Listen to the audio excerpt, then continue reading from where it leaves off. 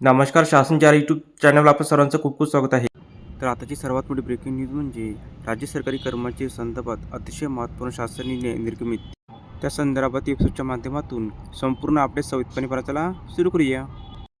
शिक्षकेतर पदावरून शिक्षक पदावर नियुक्तीबाबत तरतूद रद्द करण्याबाबत महाराष्ट्र शासनाच्या शालेय शिक्षण व क्रीडा विभागामार्फत दिनांक 25 मार्च 26 रोजी महत्त्वपूर्ण शासन निर्णय निर्गमित करण्यात आलेला आहे.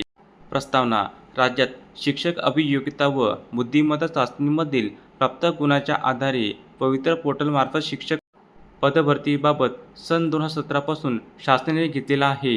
यानुसार शिक्षक अभियोक्ता व बुद्धिमत्ता चाचणीमधील प्राप्त गुणांच्या आधारे उच्च गुणवत्ताधारक उमेदवाराची शिक्षक पदावर नियुक्ती होत आहे. असे असताना उक्त संदर्भातील शासन पूर्वपत्रकान्वये शिक्षकेतर कर्मचारी यांची कोणत्याही स्पर्धेशिवाय केवळ शैक्षणिक व व्यावसायिक अहर्तेच्या आधारावर शिक्षक आणि शिक्षण सेवक पदावर नियुक्त केले जाणे ही बाब विद्यार्थ्यांच्या अध्यापन प्रक्रिये व पर्यायाने शैक्षणिक गुणवत्ता बाधित करणारी आहे. यावास्तव सदरची तरतूद अधिक्रमित करण्याची बाब शासनाच्या विचाराधीन होती.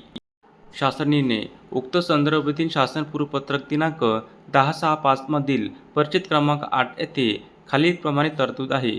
शिक्षकेतर कर्मचाऱ्याने माध्यमिक शिक्षकांसाठी व कनिष्ठ महाविद्यालयीन शिक्षकांसाठी आवश्यक ती शैक्षणिक अर्हता प्राप्त केली आणि जर त्या संवर्गाचे पद माध्यमिक शाळेत वा उच्च माध्यमिक शाळेत आणि कनिष्ठ महाविद्यालयात उपलब्ध असेल तर अशा प्रकरणी सदरहू शिक्षकेतर कर्मचाऱ्यास शिक्षण सेवक म्हणून नियुक्ती द्यावी लागेल व त्यांना शिक्षण सेवकाचेच मानधन आणि इतर सर्व अटी व शर्ती लागू होतील. मात्र असे शिक्षकेतर कर्मचाऱ्यांची पूर्वीची सेवा ही सेवानिवृत्ती वेतनासाठी ग्राह्य धरता येईल.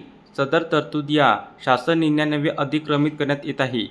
शिक्षकेतर पदावरून शिक्षक आणि शिक्षण सेवक पदावर नियुक्तीबाबत कोणत्याही शासन आदेश परिपत्रकात संकल्पलेखात असलेल्या प्रत्यक्ष अथवा अप्रत्यक्ष तरतूद देखील त्या मर्यादेत तत्काळ प्रभावाने अधिक्रमित करण्यात येत आहे. धन्यवाद.